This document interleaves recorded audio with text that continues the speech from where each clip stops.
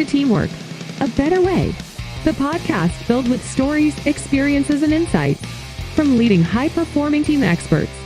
Here are your hosts, Spencer Horn and Christian Napier.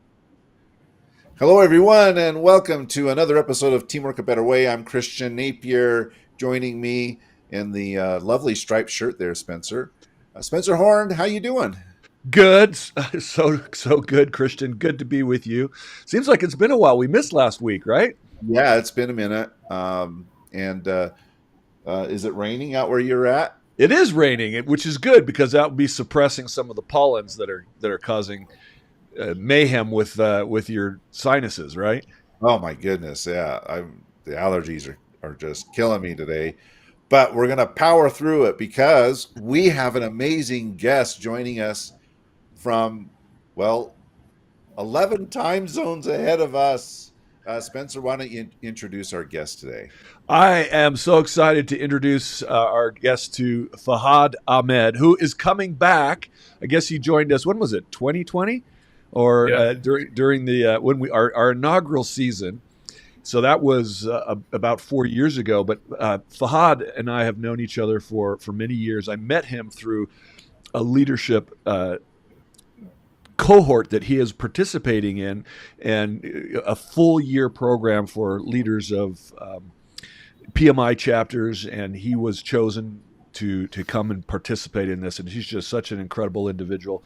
But I want to tell our listeners just a little bit about him. Currently, Fahad, unless this is not correct, but head of information technology at Jubilee General Insurance. But he does so much more. I mean, he coaches. He's a transformation expert. He is a PMI certified project management professional. That's what we call PMP.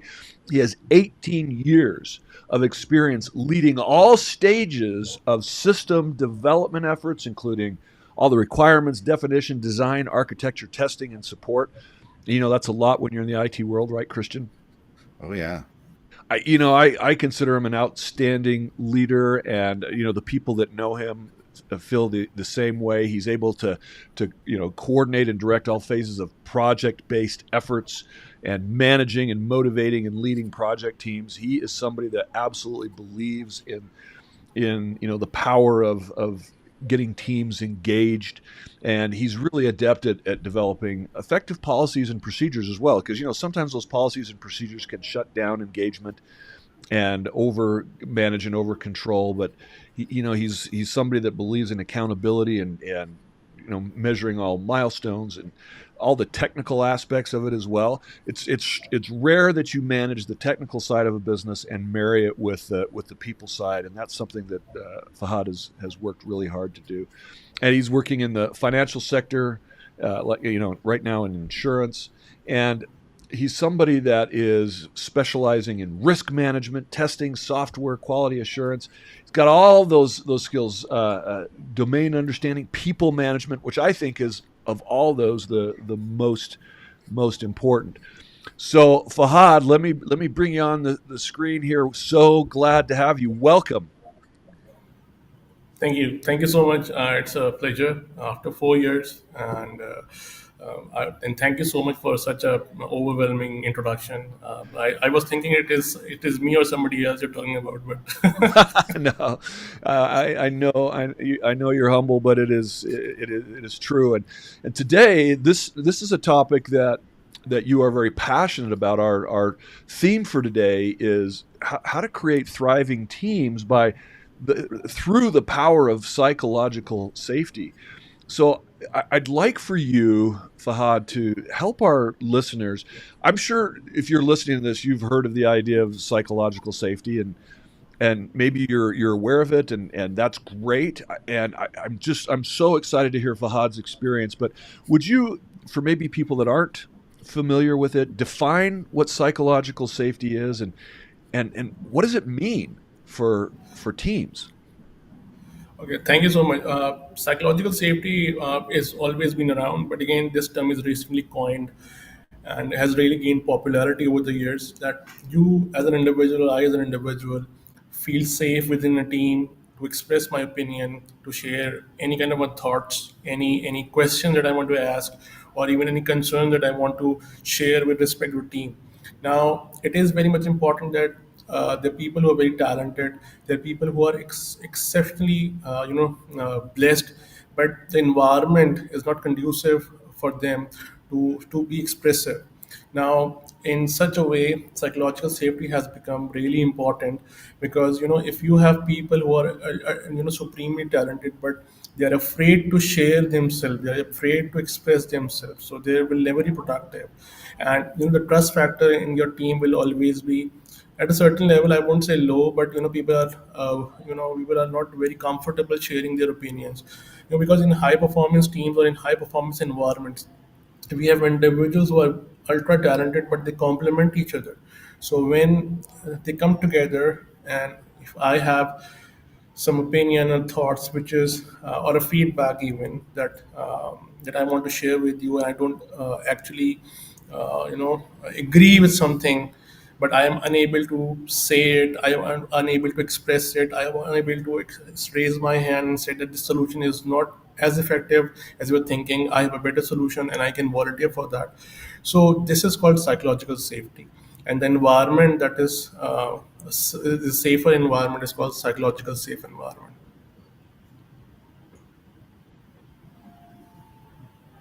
I'm having problems with my controllers right now, and so it got a little slow. So I agree. It's that ability to be able to have an environment where people can speak up. Could you describe what's the opposite of that? What prevents people? You mentioned trust, but what happens to cause people to not raise their hand, not to express themselves, not to share their opinion? And what's the danger of that? See, first thing is that the environment that they're working or I am working in has a certain history attached to it. It has a cultural aspect to it as well. For example, if you've read the book Outliers, so it narrates a story of Korean pilots. There was a time when Korean airline crashes were at the top of the charts, and one of the organization or airline got bankrupt due to that. But the organization look into it thoroughly, understand what the root cause is, because in those cultures, you cannot disagree with your seniors. So at that time I never knew that that means that relates to psychological safety, because if I or you or somebody else or even Napier wants to disagree with your boss, and reluctant, because we will face a repercussion, we will never say or utter a single word that can have a devastating impact. So the environments, control too much controlling environment also, it also gives an impression that how can somebody, even junior or senior, can question somebody who is an authority. So in high power distance culture, which has very hierarchy related matters, so it is very evident that you cannot openly disagree. But in the new cultural nomenclature of organizational behavior, there is, it's called low power distance. Psychological safety has given too much importance, because everybody knew that if we are not if we don't provide that liberty to our workforce, we will never be able to achieve success, because success is always a collaborative effort or a collective effort. Unless people come together, share their opinions, share their feedbacks, and also have disagreements.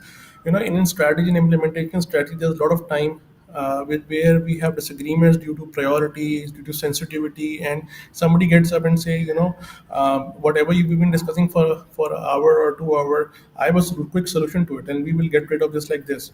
So if somebody who thinks that he can be heard, he can be seen and heard, that's very much important. So the opposite of not having a psychological safe environment is an environment where people can be listened to, where people can be heard, and also they're accepted as it is. Now, there's also a form where it is very difficult that you cannot blend in, because you have to blend in into the environment, because your uniqueness is not appreciated, or even your talents are not appreciated. You're seen as a stubborn person, or somebody who is very difficult to comprehend or questions everything. uh, since I read a lot, There's a book called Radical Candor by Kim Scott. So it is Google is the prime example of the elite organization that promotes psychological safety a lot. So within Google, there are hundred of teams, but again, in those teams, there are some successful teams and there are some not so successful teams, and they found that the only difference between the successful team versus or the high performance team versus low performance teams or not so high performing teams is psychological safety with their manager or their leader. We got a comment here, Spencer, from a viewer. Maria Sharif Ahmed says, Fahad, my genuine appreciation for such courageous speaking. I agree. You know, here you are speaking in a language that's not your native language, and I'm so grateful that you are willing to come on the show. You talked about that when there's not psychological safety, people aren't willing to disagree, and it seems that if someone's not willing to disagree, that a manager or a leader will have a more limited perspective on options available for just potential outcomes or strategies. But if you're listening to this as a leader and you think, well, if people disagree with me, that means there's lack of unity on the team. I'm sure you disagree. It's some of the best teams are able to function because they create an environment where it's not like you're challenging the leader. It's the leader actually asking for, why is this a bad idea? Somebody give me another perspective so that we don't make a mistake as a team. Because if we have an environment where we can actually discuss the pros and cons of decisions, we actually make better decisions. But if all the decisions are just mine as the leader, the chances of error and mistake and expensive, costly outcomes goes way up, doesn't it? Yes, exactly. See, a different perspective is basically the inclusivity that requires for a high performance team. You know, you bring people together from different experience set, from different backgrounds, from different talent having different talent set. So if they are not allowed to speak their heart out, if they are not allowed to share their personal opinion, or even some opinions based on their previous experiences, you will never be able to make good decisions or informed decisions as well. Now, what happens is when we have a leader or manager who thinks he is or she is know-it-all kind of person, that attitude shuts people up. So what after a while there will be few people who will keep trying, sharing their perspective and trying to help the leader, so that the organization is can avoid the loss or can avoid any kind of a challenge. But after a while, people either compromise or leave the organization because they think that it is useless to say because they're not heard and they're not understood. Now, it is very much important that you give the people liberty. And Spencer, I thank you very much for giving up the different perspective. Sometimes around leader has to ask that question from the team that why it is a bad idea, so they can uncover the pros and cons or uncover those pointers that makes that idea a very bad idea. And eventually the idea that looks very good on paper, when we see the practicality and somebody stands up and point out that the gaps in that idea, it becomes really expensive decision, but only if we allow somebody to express themselves. So it's very much important that we let people express themselves. And also it's very much important that the way we communicate, it's very much important. Why? Because quality of the conversation is as important as the result. So if I am sharing my opinion or I am trying to convey my thoughts or my concern to somebody, it has to be something that very realistic and should not be considered as personal. So the choice of words has to be very very carefully crafted, and make sure that the message should not be lost in between. So I find this conversation fascinating, Fahad, and it leads me to a question. Sometimes, let's say we are in the middle management layer, and we're not the CEO or the CIO, but we're in this layer that's down here. And people might ask, well, how can I do anything, right? Because I'm in this big organization and I'm this small piece and I've got my little team here. So what recommendations do you give someone who is kind of in the middle of it to say, how can I help my own team perform well? How can I uh, incorporate these principles that you are espousing within my own team, while at the same time making sure that I operate effectively in the larger structure? Because we're not all CEOs, we're not all in the C-suite, so we can't bring change from the top. But is there something that you can do as a director level or a manager level that will allow you to still craft this psychological safety within your own team, even though you operate under this bigger organizational umbrella? Thank you, Napier. It's a very, very good question, and again, it's a very deep question. So I'm going to answer it in two parts. Now, the first part is, since whether we have a small team or we are in the middle management, we are actually the part of the person. So it doesn't matter where we are placed, at the bottom, at the middle, or at the top. Yes, placement matters, but again, how you create connection and relation with people on above you also matters. So whatever, if you are trying to be the catalyst of a change catalyst, or if you're trying to share some perspective which is not as appreciative or acceptable in the organization, you need to find a sponsor, somebody who believes in you, somebody who thinks that the fresh perspective, uh, initially he or she doesn't think that it is the real perspective, but they can listen to you and say, okay, it may have some value, it can provide some value and can help us out in a certain manner to get out of a situation or implement the project in a better manner. So at this level, at this point, I would like to share my personal story. In my previous organization, I was working as the head of global program management office, and we were implementing, electronic medical record in Africa. So project was already delayed. I was hired 2 years down the road. There was pandemic. There's a couple of other things. Then my boss got replaced, and there was a lot of other factors. The team got constantly changes. Team, there's a iteration problem. Resource leaving and coming, and new resources coming in. So, the vendor has set a deadline which was not realistic at all. And the organization top management was, just promoting their deadline just to make sure that, they, they're not held accountable, responsible. So I was reporting to the head of information technology department, and also I was reporting to the president of that organization, president office, the highest authority. So he was a very,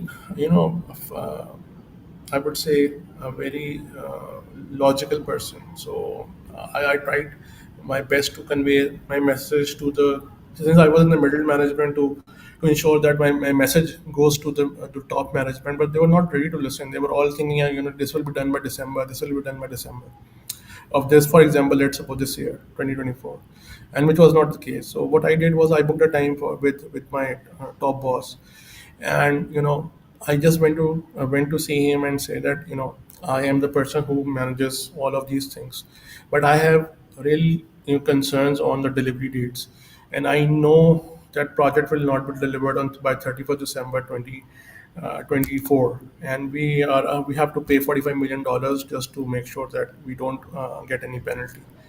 He smiled and he said, I know, we all know, but you're the first person who was admitting in front of me. I want you to go back, draft a report for me and come back after 1 week. And, we will present this report. I did that report in 7 days, which was more than a month's job.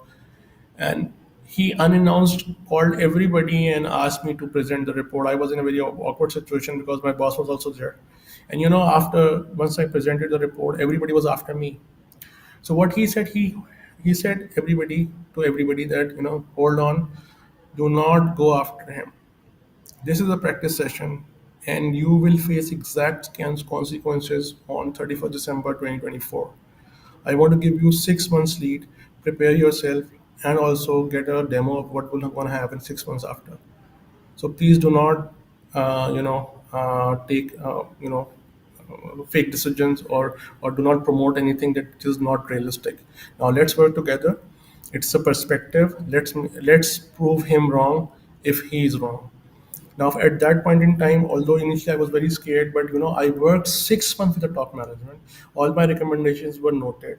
I worked with three CEOs of different geographies, and after the project went live after 3 months after I left that organization.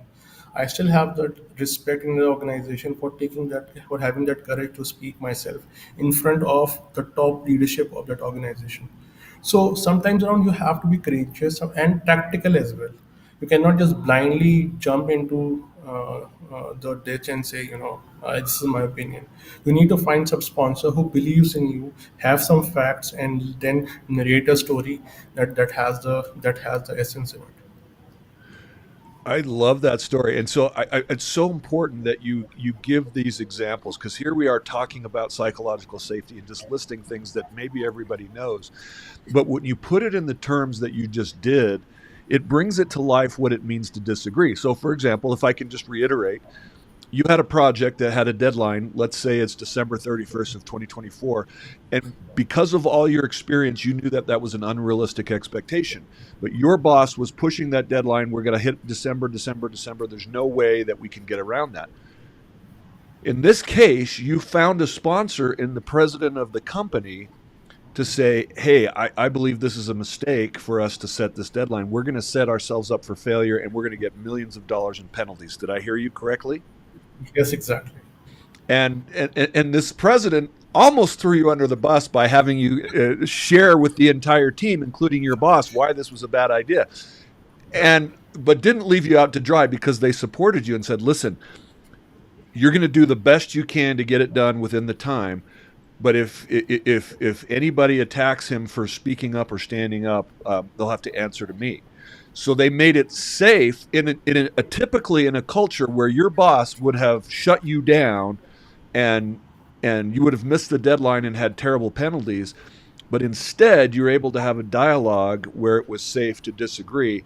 And as a result, the trust that you had with your team grew, the ability to create realistic deadlines. We're not talking about, Fahad, I know you. You're not someone, you said you did this report that was probably a month job in a week, right? So you're not somebody that's trying to take time off and be lazy.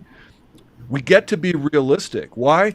Because if we set goals that are not, we want to stretch ourselves, but if we set goals that are clearly unattainable, people will give up because there's no way they can achieve it. It's like, well, why try? Because I'm not going to get rewarded. I'm not going to get bonused. I'm not going to get any of this. And if I speak up, I'm going to get punished. So why even stay on this team? Yes, and they exactly. leave the And team. one more thing, I'm sorry. There's one more thing that I've observed with this experience. The senior management or anybody who creates a psychological safe environment Yeah. also need to see that you follow through on your opinion expression or concern or advice. See, he when I said that it is unrealistic, he said go back and give me a report in 1 week, which he knew wasn't possible. So it required a superhuman effort to get it done. But he wanted to see that if I deliver, I follow through. This means there is some serious problem. So I did that. Crunch all the So data. he was challenging you a little bit to see if you really believed what you were saying and not just trying to be a weasel out of the commitment, is what I'm hearing. Is that right? Exactly. Which was smart on his part, but at the same time made it hard for you to show that yes, this is real, and I believe this. I love that. But when that doesn't happen, if you didn't have that experience, how valued would you feel? I mean, how much effort would you want to put into that project when no one listens to what you have to say? See now at that part, what I have learned from you in my experience from LIMSI and over the years, whenever I have a problem, I always reach out to you randomly and ask for advice. So this is what people need to do. Their coaches are available in form of teammates, team members, seniors, former team members, former bosses. Go to them and ask them, how can I can share this with my seniors or top management, and how can I put it in writing? For example, how can I put it on the table? Most important, so it becomes the agenda point in the next, for example, next committee meeting or next board meeting. So people can at least take a look at it as a red flag going forward. Now, most important is that if we are unable to find those coaches or mentors within the organization, within our circles, we have to look outwards. It requires real effort. See, what I've learned is, you know, it's a human tendency either to fight or flight. 80% of people take the flight. Only 20% fights and do whatever it takes to, prove their claims or prove their concerns, situations in one form or the other. So, as an individual, as a professional, it is very much important that reach out to people who have similar experiences, and who have been in positions like you, who have been in like for example doing implementation of large projects, who have dealt with multicultural organizations, multicultural team members, who can give you that insight how to talk to somebody, and how can when to raise a question, when to raise something which is very much important. Now if all of these things can come together, like for example, if I don't have that experience, I will take some guidance from either you or Napier, and then use that strategy to convince my management.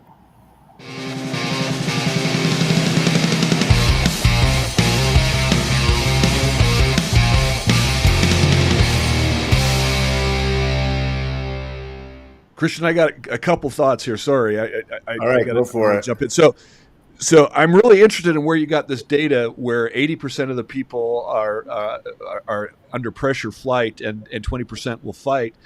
I think it's got to be different by industry, because maybe in the IT world, but I also work with attorneys that are litigators, and I think 80% of them are fight and maybe 20% of them are flight.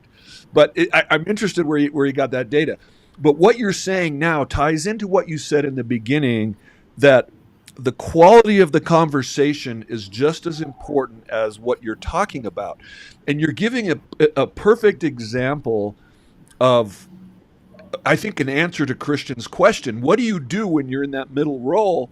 Is one, you set the example. How do I talk to my leader, to my president, to my direct manager in a way that she or he can hear me? And sometimes how we communicate doesn't effectively create that message. Or if we're emotional about something, then people will focus on that emotion and not the message. So going into a difficult conversation, which can cause us to have fight or flight feelings, right? I heard you say you work with sometimes an outside coach that can help you role play, that can help you think about that conversation and prepare you to have a more productive conversation, which means you have to be willing to do extra work. And some of Absolutely. and like I'm coaching right now a project manager in Europe who works for a major telecom company, and she's going through these same issues of getting buy-in from senior management. And it's knowing that leader and speaking to them in a way that they can hear and understand and making them look good.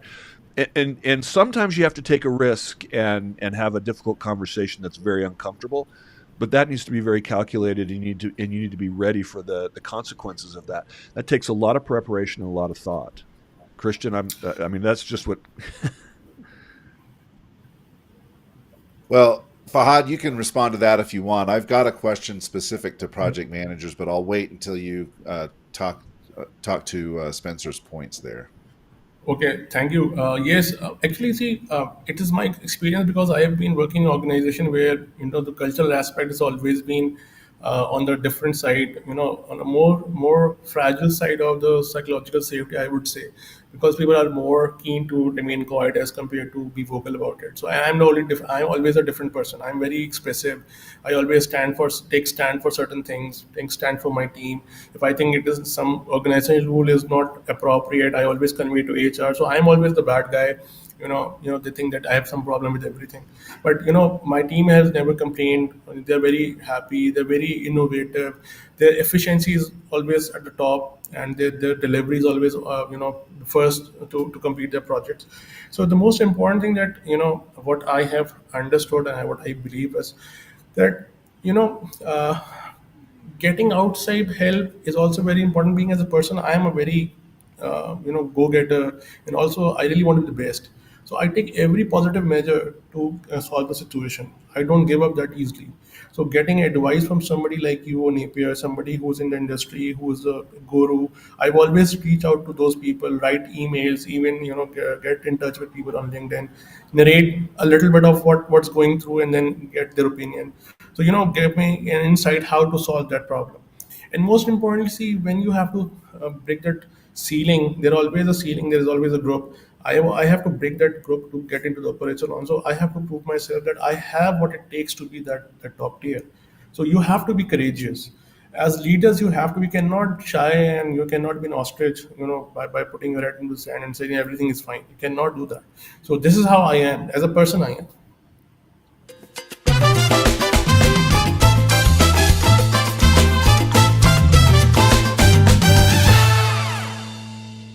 No ostriches.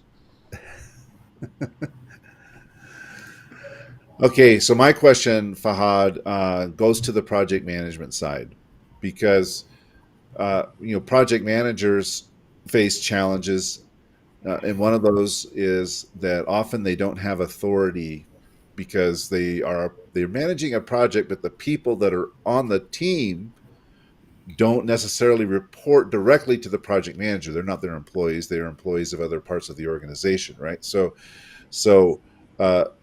that can present additional challenges for a project manager who is trying to build this culture of psychological safety in a project team. At the same time, it could potentially provide an opportunity. And the opportunity is, well, since I don't report to this person directly, I'm not this person's employee, he's just the project manager, then maybe I have more freedom to say what I want to say. So I'm curious to hear from your perspective as a project manager about the challenges and opportunities to create a culture of psychological safety in a project team when the members of the team don't necessarily report directly to you. Thank you so much. It's a great question. So I'm gonna put some preamble to it. So before getting into the project management side, let me explain or share my story of my current organization. When I joined this organization, I'm the youngest department head, and people are way above, elder than me. There's some people who are 50, 55, and they have a rich history working 25 years, 28 years. So when I joined, they were eyebrows raised, and it's a new guy has joined. He's so young. What we will learn from him and how he will lead. So I called everybody in my room on the second day. First day was all administrative stuff, signing forms and HR stuff. So I called everybody, 9:30 in my room, and I said that I need only two things from you. One, you give your 100% and never think about the outcome. If you succeed, that's your success, and if you fail, it will be me who will facing the management. And number two, never lie to me. I will always respect you for your effort, but never lie to me. I will give you my 200%, back you up. Everything that I can do for you, whether it's a raise, it's a job role, or anything that you can come in talk to me, but give your 100% and don't lie to me. So what it did next 6 months, I made sure that all my actions were consistent. What I did, or what I said to that second day with my team, and now they're so respectful. My whole department is on an autopilot right now. I don't have to get into any person's face, or would say whether this task is done or whether this project. They're so responsible. Because the accountability has been attached with the responsibility, and I have given them autonomy. Now coming back to your question. Now it's the project manager's job. If you feel, because we feel right away that the responsibility has been given to us is without any authority. So you need to negotiate with the management that if you need these outcomes, I need these things. If I cannot dictate certain things, because, or I cannot force people, because this way it cannot be done. Now, if it's very challenging at first, this is not something that management can swallow this pill very easily, but you have to negotiate with your management. So you have to communicate with them. Now, that in order to achieve some results, or in order to get that efficiency, drive that efficiency on a project team, what set of tools or authority levels you require, whether it requires promotion, whether it requires taking them to lunches or dinners or any outing, whatever. And most importantly, the last part of your question, people are obviously open and with talk with candor with project manager because he or she is not the project manager, so they'll be very comfortable because they're not judged or analyzed, or they're not being evaluated so for certain things which have been said in their appraisals. But sometimes around it also vice it turns into an opposite situation, because if the project manager they become too comfortable with project manager, he or she is a very nice person. From nice I mean a reasonable person, a just person. So and his or her boss is totally opposite, so they're more inclined toward that project manager, look forward to work with them, and start ignoring their bosses, and which is very devastating. So as a project manager, you need to negotiate with your management, inculcate the skills in the project team that is for life, whether they work for you or their previous boss, because they work for the organization. The outcome is for the organization, for not for an individual. Last but not the least, you need to make sure that you get that authority, or and also as a personality wise, it should not fire back to you, so that the team, you for due to your charismatic personality or due to your good nature, team is more inclined towards you, not towards the old manager. You got a follow up there, Christian. I can see it. No, I was just nodding in agreement. I, I, I think it's so important, and oftentimes does not happen. Hey, I'm in this position as project manager. I've been assigned by whoever it is to do this. In order for me to be successful, this is what I need from you, management, Right. to uh, to help me deliver a Which also successful takes outcome courage, for you. right? Yes. And I So love what he said, Christian, saying that we don't want to create an environment where there's a disparity between when they work for me or their original boss, so that there's a preference. Negotiating and working with that other boss to create a relationship that we're working for the team of the company, not my team. And I think that's a great mindset. Is that although it can be challenging, Fahad, because people do work for people. You have an impact, and people want to work where they're appreciated. So you can create some tension if you're not aligned as a management team throughout the organization. So that's going to take extra communication on your part to avoid those misalignment type of experiences for people working on a team and then coming to your project team. Am I making myself clear, Christian? I'm not sure I am. yeah, exactly. Let me share one story, if you allow me, because there are tons of stories that I have. Exactly in my previous organization, when I was working, I had a team of five, and I tried my level best to create a secure environment for them. Three of them were females and two were guys, so that they can gel and they can work. There was the emphasis on project outcomes and teamwork. That's it. So we have a 5A methodology that we have to assist each other. We have some A's, not so that they know that their appraisal is not just their own skills. How they help other people in developing their skills and in a better human beings also be counted for. So what happened is, other members from other teams started to come towards me and say, "Yeah, please can you take us in your team." Exactly, totally technical person who doesn't know project management. I want to work for you, and can you please ask my boss to transfer me in your team? And I was taken aback. I was surprised, like, this is a real problem for me, because we do certain events, we have team breakfast, and team meetings, standards, fun environment, and so what happened is, slowly and gradually, what I feel, that I politely obviously declined their request and sent back to their original department. Slowly and gradually, having people, teams around me started to change. They adopted those practices that were performed by our team. And initially, we have a cultural impact of those practices. For example, every alternate week there's a bigger team breakfast. People start to share ideas, and there's cross-functional team meetings which has post-its all over the, and critical projects are being aligned. And then there is outings where initially teams who were working in silos, now they started inviting other team members as well. So we start slowly and gradually started to build a community. So it's a long term if effort, but it will take impact. Well, and I love that, because I think that's another great answer to your question, Christian, is that in that middle, you're creating that culture on your team, and hopefully that the leadership sees that and it starts to spread, and they start to take that on. However, I would like you to.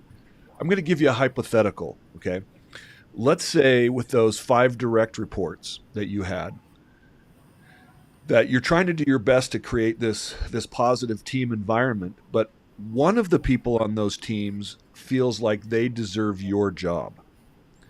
They feel like they could be the better team leader than you could be. And it just so happens that they have some allies that are in the executive level.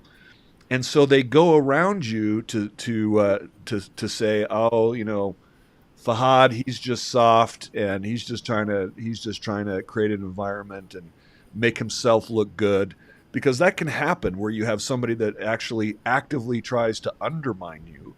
How would you manage a situation like that? How would you address that individual on your team that is trying to make themselves look like they deserve to be the leader at your expense? Um, Thank you so much. It's a very good question, and luckily, I have encountered that situation in my previous job as well. So I dealt it with two in by two methods. Number one, I always set team goals, technical team goals, or learning goals that are exactly relevant for promotion. So if somebody who's below me and they have to get if they get promotion, they will take my job. So have to become at par at certain things which the qualification I have. So I have built, a step-by-step path towards my own job so that I can create my own successor. And I told them, "Ki in order to get my job, you have to get these verticals done, this done, and in this time. And if you want to get this in half the time, you need to double your effort." Now, on the other side, what I would say, what I had done is when I was, switching my job and relinquishing my role, I went to the head of the department and said that please do not hire my replacement. My number two is ready. Give her 3 to 6 months as an acting job, so that you can weigh her, that how she is, how her attitude is, and most importantly how she responds or reacts in a pressure situation. Once you are exactly sure that she has, now you have a replacement of me, promote her. Otherwise you have all the time in the world to you can hire my replacement. And if you even don't hire my replacement, this team will self operate on autopilot, and you will not have a problem. Because what I did, I took 15 days or 10 days off without any oversight, and my team does all the work. So my boss knew that they can work on their own. So in this way, I was very transparent with the boss. I came back, talked to my number two about it, that if the day I resign, you will be getting my job, but for that you need to get these things done. I've already spoken to the boss and to the HR as well. So you need to create that trust at your upper level and also at the lower level. You have to be that bridge, so that and transparent as well, so that they can understand, and they exactly knew the next milestone is and what effort is required to get to the next milestone.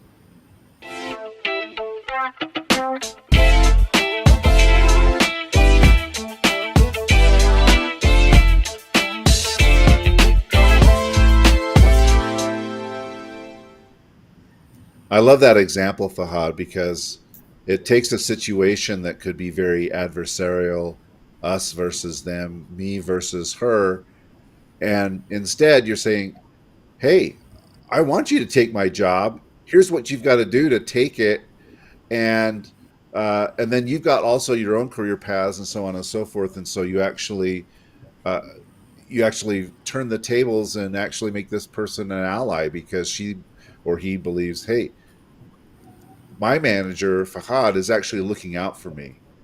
He wants what's best for me, and I think that's fantastic. I know we're kind of running up against it on time, but Before you have your final question, Spencer, my question is, if I am a manager, if I'm a leader, and I have a team and it doesn't feel psychologically safe, what is the first thing that I should do to begin to turn the tide and bring psychological safety in my team? What's the very first thing that I should look to do? Okay, before I answer this question, there is a point I wanted to discuss because I thought that it is a very important point. When it comes to generations like Generation Y or other generations, if you are having millennials or Generation Z, psychological safety is something they will never compromise on. So, if an organization doesn't promote the psychological safety or doesn't have that element of that bandwidth of that psychological safety, you will always have a difficulty or challenge in retaining members or team members. Now, as an individual, if I feel that my environment lacks uh, psychological safety, and I'm not, so the first thing that I need to do is politely talk to HR. Again, somebody will criticize me that you cannot just go to HR and complain about your boss or something like that. But on general, you can always that, because there's an annual exercise where HR sends out emails to nominate trainings and workshops and on cultural improvement. So you can nominate that and you can say that this is the thing that we really need to know, or you really want to get going, because see, people or companies spend so much on strategic developments and strategy workshops, offsite strategy workshops. All those strategies fail because we don't have openness in the organization. We come up with a very phony or fabricated strategy where everybody knew would fail, but we will say yes, yes, yes, yes. It's fantastic, because we know if we speak out, our boss will give us a stare and would say, "Shut up, please."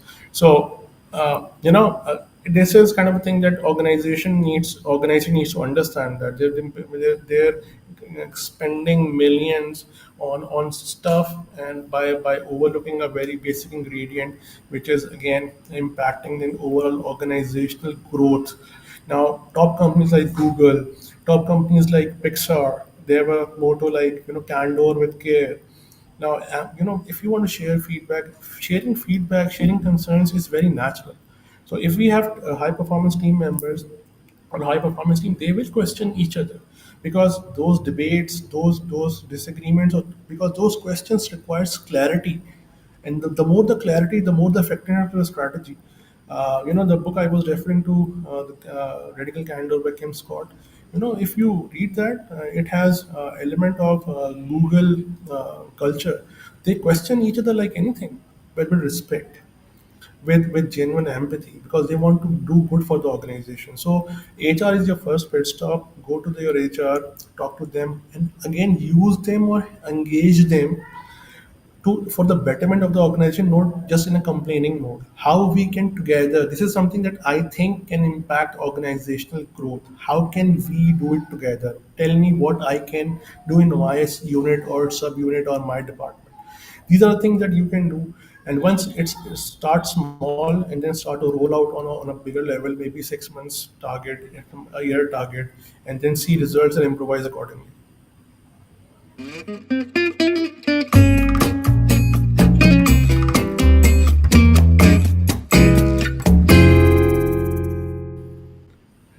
Fahad, a while ago you were talking about having conversations where, hey, it's fine for you to take my job someday. Here's how you do it, because that's really the only way that you can grow. Yet that type of conversation takes courage. You talked about having courage already. It takes self-confidence. And my last question is, what do you think are some barriers to that we need to overcome to be able to have that confidence? So, for example, you talked about 80% of people in your experience have that flight attitude. They want to run away from the problem. They don't want to face it. So they may have imposter syndrome. They're on a project team. They're leading a team, and they feel like I don't have the confidence to have that type of conversation. If I do, I'm afraid I'm going to get written up or fired. Or what are some of the barriers that you've seen to having the conversations that you're talking about, and how do you overcome that? Thank you. It's a great question. The biggest misconception that people have, or even I had in my initial years, is, the day or the moment I have my successor number two prepared, they will, either fire me or I will be, shown the door. But it's the exactly opposite. You are not promoted unless you have a, successor plan. So, if you don't have any leaders in the pipeline, you will always be engaged in doing operational work, not producing strategic value, and not showcasing your real talents. The moment you have your number two prepared, he or she will focus on all the manual tasks. I would say manual, which are not automated, not in IT terms, but again, which are very manual in nature. And you can focus on providing value-based services organization on projects that even not even born. For example, like Gmail or AdSense. Why I give Google example, because 20% of the Google employees' time can be spent in a side project. Gmail is a byproduct of it. AdSense is a byproduct of it. So only when I would be able to do something extra if I am unable, I'm able to, focus on strategic initiatives, not on operational work, not putting out fires, because I'm very much focused. My vision is very narrow, and I'm just looking at it. If somebody will take my job, we need to get out of that fear. This is I was taught by my former PMI president in my second year, that you will get growth when you have somebody ready to take your place. So the company will value your services and they will send you to another, not necessarily just elevate you, give you different experiences, give you different departments, and that will add value to you. So elevation doesn't only means that if I am the for example head of IT, I become the CIO. Maybe I can become the head of retail or head of digital digitization. I will maybe on the remain on the same level, but again on a different vertical, where I get business knowledge, where I get business growth, where I can actually test the water. It's now out of the technical domain. So I'm getting 360-degree growth. So it's a change of perspective basically that people need to look into, and that to shed that fear that if they can get somebody mentored or get ready for their to be their number two, so they will be shown the door.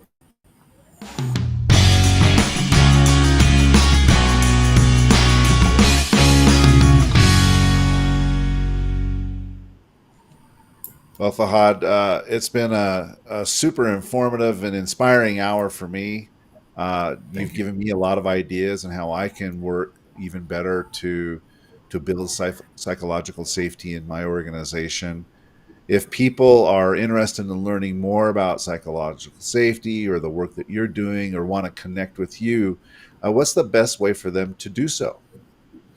Yes, people can reach out to me on LinkedIn. I'm very much active on LinkedIn. I'm with the name Fahad Ahmed PMP, and you can directly connect with me. One thing with your question, with this, I would like to take a liberty. Last tip: ask your people to participate in group meeting, group discussions, so that it can become really fruitful for the organization, not just a meeting. The day we start to do that, or even a small, small bit of participation from the team members, it will make a huge difference. That is the beginning of the psychological safety environment in any organization. Oh, that's fantastic. Thank you for giving us that little additional thought there at the end. And Spencer, you've been helping teams all around the world. You've been helping organizations build high performing teams. If people want to connect with you, how can they do that? Uh, Reach out to me on LinkedIn. I get people do that every day, and I appreciate that. Before I flip it back to you, Christian, I've just been taking notes. Can I just list some of the things that I heard Fahad say? Yeah. The quality of conversation, not just expressing your opinion, is really important in creating psychological safety up and down.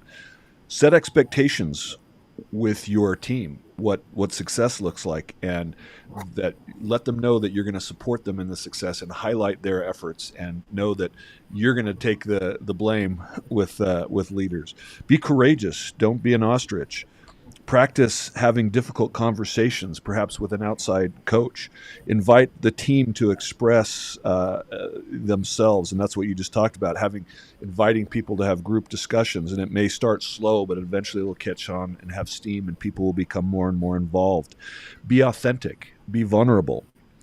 Develop your team. Spend time. Go to HR and talk about what you can do to upskill your team and spend time training them. Work on your own empathy. Figure out how you can work better together with different departments. Have those conversations one-on-one with different department heads.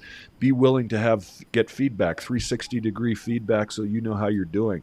Those are a lot of lessons, I think, that as a leader, if you implement those, you will create that psychological safety. And the last thing that I'll say is, we didn't spend a lot of time talking about what the outcomes are, but Fahad did mention that his teams are finishing their projects on time, on budget, sometimes ahead of time, because of the culture that you created. Is that correct, Fahad? Absolutely. And that's ultimately how the team thrives, by creating that culture of psychological safety. So I just wanted to wrap that up in what I heard. And Christian, everybody that comes on just loves and adores you just because of the depth of your perspective and thought. And so how do people reach you if they want to know more about you and your services? Just connect with me on LinkedIn, like everybody else here. I'm happy to make connections with people and have conversations.